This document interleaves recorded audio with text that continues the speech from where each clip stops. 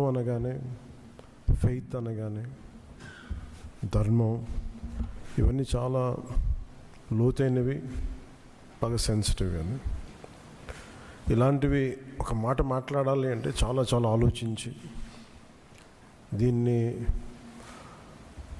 ఎలాంటి పర్యవసనాలు ఎదుర్కోవాల్సి వస్తుంది ఇవన్నీ ఆలోచించే మేము మాట్లాడతాం. ప్రత్యేకించి జనసేన నుంచి గత 2019 నుంచి 2024 వరకు వారి పాలనలో, వైసీపీ పాలనలో చాలా సంఘటనలు జరిగినాయి. రిలీజియస్గా దాన్ని ఒక సెన్సిటివ్ ఇష్యూస్ జరిగినాయి మాట్లాడటానికి. ఉదాహరణకి రామతీర్థంలో రామచంద్రమూర్తి శ్రీరాముడు, ఈ దేశం కొలిచే శ్రీరామచంద్రుడి విగ్రహాన్ని శిరిచ్ఛేదం చేస్తే ఎవడో ఆకతాయి చేశాడు, ఎవడో పిచ్చోడు చేశాడు. పిఠాపురంలో అశుద్ధంతో విగ్రహాలని చేస్తే ఒక గుడిలో దాన్ని కూడా ఎవడో పిచ్చోడు చేశాడు. ఈ కల్తీలట్ల నేపథ్యం గురించి మనం ఎవరి గురించి మాట్లాడుకోవాలి, వాళ్ళ గురించి తెలుసుకోవాలి కొంత. అలాగే దుర్గమ్మ వారి ఆలయంలో వెండి విగ్రహాలు మన దొంగతనం జరిగితే ఇవి పోతే ఇంకోటి కొనుక్కుందాం, దీనికి ఏంటి బిల్డింగ్లుగా మేడలు కడతాం, మిద్దెలు కడతామా. అలాగే అంతర్వేదిలో రథం కాలిపోతే ఎవడో పిచ్చోడు చేశాడు. ఇలాంటి సంఘటనలు నెల్లూరు నుంచి మొత్తం రాష్ట్రం నలుమూలల 219 సంఘటనలు ఇలాంటి జరిగినాయి. డెసక్రేషన్ ఆఫ్ టెంపుల్స్, దేవాలయాలు కావచ్చు, దేవాలయ పరిసర ప్రాంతాలు, దేవాలయాలు అపవిత్రం చేయడం. ఎక్కడ కూడా ఒక్కరి నిర్ణయం తీసుకున్న దాఖలాలు ఎక్కడా లేవు. ఇలాంటి నేపథ్యంలో కూడా ప్రత్యేకించి జనసేన నుంచి కానీ మేము ఎక్కడ చాలా దాన్ని పొలిటికల్గా కానీ దాని ఒక మైలేజ్ వస్తుందేమో, దాని ఒక ఎమోషనల్ ఓట్ బ్యాంక్, అసలు ఆ నిర్ణయం ఎప్పుడు తీసుకోలేం. పదే చెప్పాం, కరెక్షన్ చేశాం తప్ప. అంత నిబద్ధత పాటించిన మేము స్వామివారి పాదాల చెంత రక్షింపబడ్డ గౌరవ ముఖ్యమంత్రి నారా చంద్రబాబు గారు కానీ చాలా జాగ్రత్తగా అప్రమత్తతోనే మాట్లాడతాం, చాలా జాగ్రత్తగా మాట్లాడతాం. ఎన్డీఏ సమావేశంలో మా అందరినీ ఉద్దేశించి మేమందరం కూర్చొని మాట్లాడే సమయంలో NDDM, national dairy development board, ఈ రిపోర్టు గౌరవ ముఖ్యమంత్రి గారు మాకు చదివి వినిపించారు. 3 రిపోర్ట్స్లో ఒక దాంట్లో వెజిటబుల్ ఆయిల్స్, నెయ్యి లేదు ఇందులో, అంటే ఏ స్థాయికి వీళ్ళు చేశారని చెప్తూ దాంట్లో ఒక రిపోర్ట్లో ఫిష్ ఆయిల్ ఉందనేది, ఇంకో దాంట్లో బీఫ్ టాలో ఉందనేది, ఇంకో దాంట్లో లాడ్ పంది కొవ్వు ఉందనేది, ఇంకో దాంట్లో గొడ్డు కొవ్వు ఉందనేది.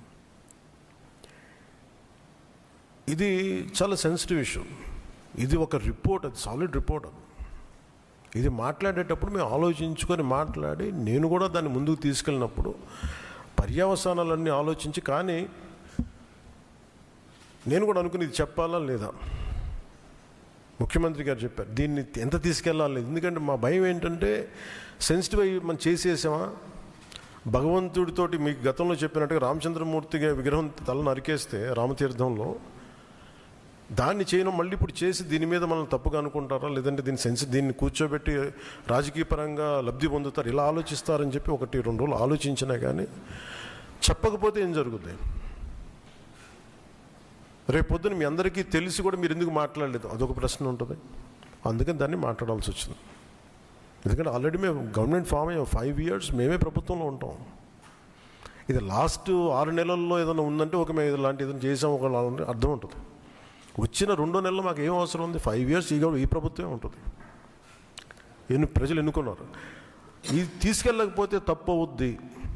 ఎందుకంటే మా బేసిక్గా అందరం ప్రతి మతాన్ని గౌరవించే సంస్కృతి ఇది. ఈ దేశంలో హైందవ సంస్కృతి లేకపోతే మిగతా సంస్కృతులు లేవు. అలాంటి హైందవ సంస్కృతి మీద ఇంత అపవిత్రం జరిగినప్పుడు, వీళ్ళు రిపీటెడ్గా చేస్తున్నప్పుడు ఇది చెప్పాలా లేదా అని కూర్చొని చాలా తర్జనలు పడి, నాకు పర్సనల్గా గిల్ట్ ఉండి, అరే మనం ఇంత కళ్ళ ముందు ఇంత రిపోర్ట్ మాట్లాడకపోవటం అని చెప్పి చేసిన తర్వాత తద్వారా మీ అంశాలు తెలుసు. అది సుప్రీంకోర్టు దాకా వెళ్ళింది.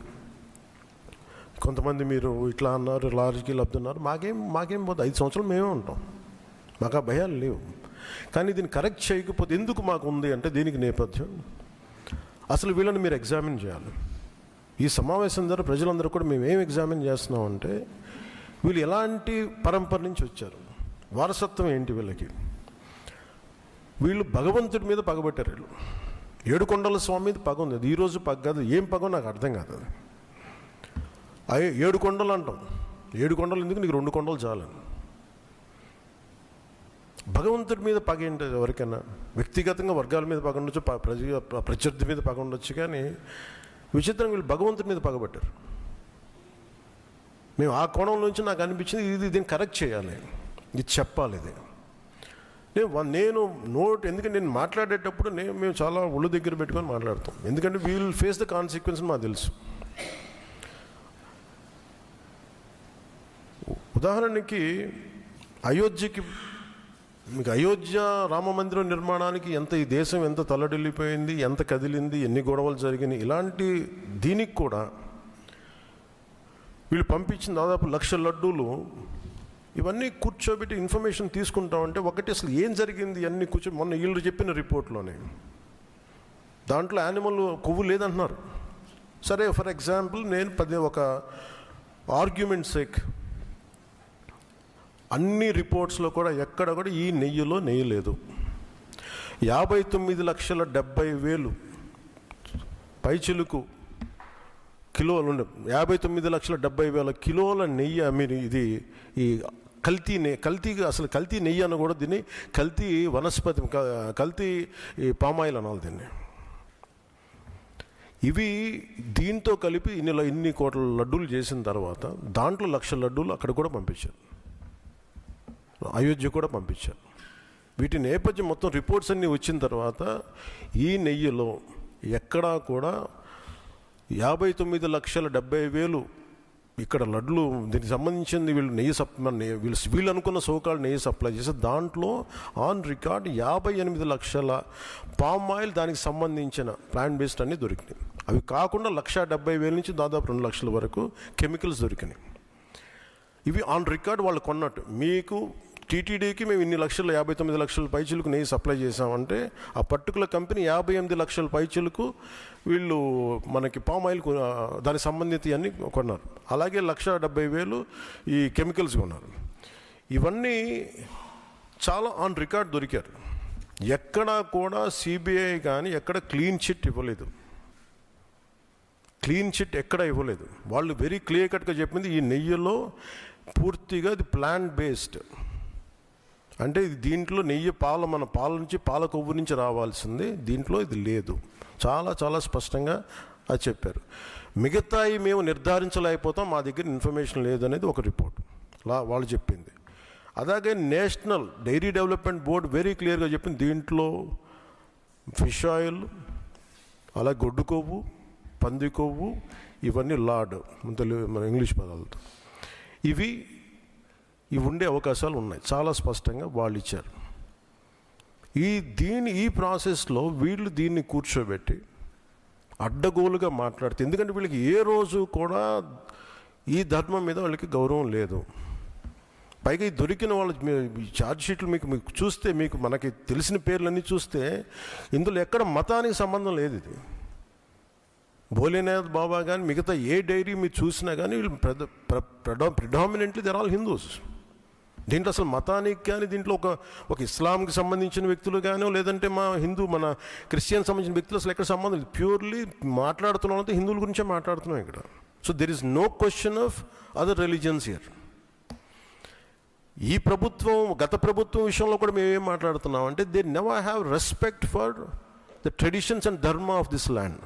అది చాలా ఆబ్వియస్గా చాలా మనకు తెలుస్తూ ఉంది. దాంట్లో భాగంగానే వీళ్ళు అదే చేశారు.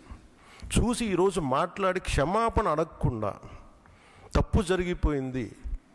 ఇందాక మా కేశవ్ గారు చెప్పినట్టుగా తెలియక చేస్తే పొరపాటు, తెలిసి చేస్తే తప్పు, కనీసం తప్పులు జరిగినాయి అది కూడా చెప్పకపోగా మమ్మల్ని క్షమించమని అడుగుతున్నారు. నేను ఒకటే చెప్తున్నాను, భగవంతుని మీద పగబట్టుకున్నవాడు సర్వనాశనం అయిపోతాడు తప్ప ఎవడు బతికిన దాఖలాలు లేవు, గుర్తుపెట్టుకున్నారు. ఎందుకంటే ఇది ఫెయిత్కి సంబంధించింది.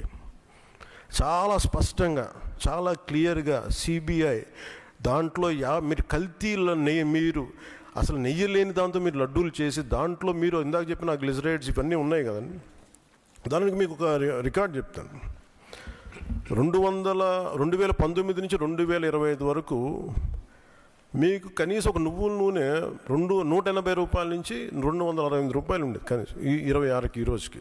సో వీళ్ళు సప్లై చేసే కాడికి మామూలు బజార్లో దొరికే ఒక నెయ్యి కనీసం 420 రూపాయలు ఒక కిలో. 2019 460 రూపాయలు, 2020 21కి 500 రూపాయలు. అలాంటి నెయ్యి వీళ్ళొక్కళ్ళకి మనకి 300 నకిలీకి 319 రూపాయలు ఒకటి, 329 రూపాయలు ఒకటి, ఇవన్నీ కూర్చోబెట్టి ఈ నెయ్యిని సప్లై చేశారు. దీన్ని బట్టి మనకు అర్థమైంది. దీన్ని బట్టి బేసిక్ ఒక హౌస్ వైఫ్ చెప్పగలరు, ఒక గృహిణి చెప్పగలదు ఇది ఎంత కల్తీ జరిగిందనేది. ఇలాంటి నెయ్యిని కూర్చోబెట్టి ఇది భగవంతుడికి ఇచ్చి ఈరోజు బుకాయించి తప్పులు చేసి మళ్ళీ ఈరోజు ఏం లేదని మాట్లాడుతూ ఉన్నారు వీళ్ళు. మీరు వివేకానంద రెడ్డి గారు పబ్లిక్గా మర్డర్ జరుగుతుంది, రోడ్డు మీదకి వెళ్ళి చిన్నపిల్లవాడికి తెలుస్తుంది అత్యంత హేయమైనగా చంపేశారని. అది మర్డర్ కాదు, గుండెపోటని చెప్తారు. వెండి విగ్రహాలు పోతే, అమ్మవారి విగ్రహాలు పోతే పోయిందంటారు. విగ్రహం కాల్చి ఎవరన్నా అపవిత్రం జరిగితే ఎవడు పిచ్చోడు చేశాడు అంటారు.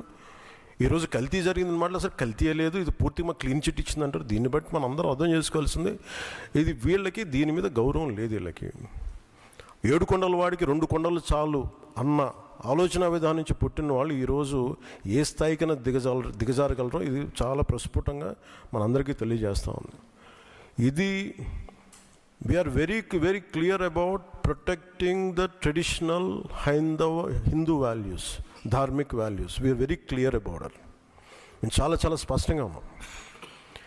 మేము ఇక్కడ కల్తీ జరిగింది అంటే వేరే మతాలు అనటం కానీ వేరే విశ్వాసాలను కించపరచడం కానీ ఎక్కడ లేదు. ఒక తప్పు జరిగింది, అడల్ట్రేషన్ జరిగింది. We are very clear about it. దీని వెనకడుగు వేసే లేవు. చాలా పొరపాట్లు జరిగినాయి. ఇది రిపీటెడ్ పొరపాట్లు కాస్త వీళ్ళని చూస్తే 2022లోనే వీళ్ళకి తెలియజేశారు. వీళ్ళకి ఇక్కడ కల్తీ జరిగింది 2022 రిపోర్ట్ ఇస్తే నేను క్యాబినెట్లో మాట్లాడుతూ ఉంటే దాన్ని తొక్కేశారు.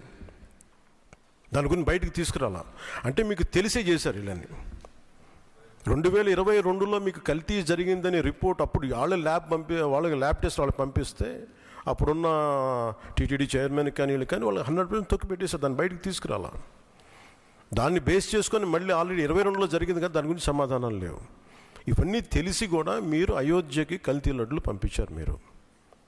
ఇది విశ్వాసాల మీద మీరు కొడుతున్న దెబ్బ. ఇది మీ ఆలోచన ఏంటి అది అనేది మీరు తెలుసుకోవాలి. అందుకే మీరు భగవంతుని మీద పగ పెట్టుకున్నవాడు ఎవడైనా సరే, 7 కొండల వాడి మీద పగ పెట్టుకున్నాడు ఎవరైనా సరే మట్టి కరిచిపోతారు తప్ప మీరు ఇలా బుకాయించుకొని చేసిన తప్పులు క్షమాపణ వేడుకోండి తప్ప మీరు కూర్చోబెట్టి మేము క్షమాపణ, మీరు భగవంతుడికి మీరు క్షమాపణ చెప్పాలి. 7 కొండల వాడికి మీరు క్షమాపణ చెప్పాలి. ఇది ఈరోజు మీరు మాట్లాడుతుంది ఈ రోజుతో ఆగదు. ఇది ఐ విల్ మేక్ షూర్, మా కూటమి will make sure that you will be liable everyone, ప్రతి ఒక్కరు కూడా.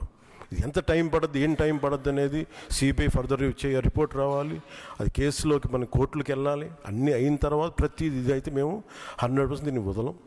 ఖచ్చితంగా ఈ దోషులను ఎవరైతే ఉన్నారో మేము క్షమాపణ చెప్పడం కాదు, మీరు భగవంతుడికి మోకరిల్లే వరకు యుద్ధం సాగొద్దు.